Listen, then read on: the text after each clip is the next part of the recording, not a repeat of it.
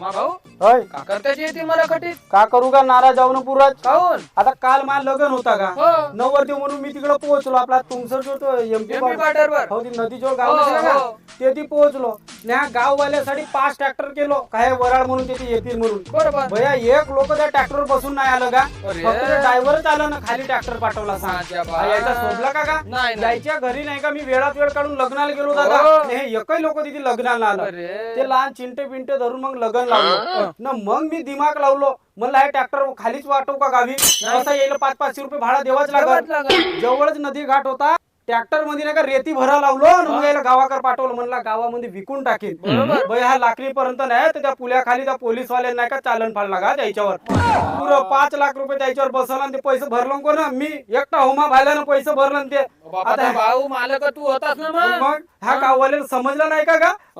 कसं यायच्या लग्नाला गेलं असतं मी काय ते केलं असतं म्हणून सांग बरं 5 लाख रुपये बसवलो आणि रिसेप्शन नाही केलो दादा सांग एवढी फजिती झाली बाई या गावच्या लोक आहे पाय फक्त तू लोकांच्या लग्नात 4 व्हीलर वर बसून जात जा ना तुझ्या लग्नात लोक ट्रॅक्टरवर येतील झटका खात मी ते सांगून आलं फुटू फुटू येल पाड्या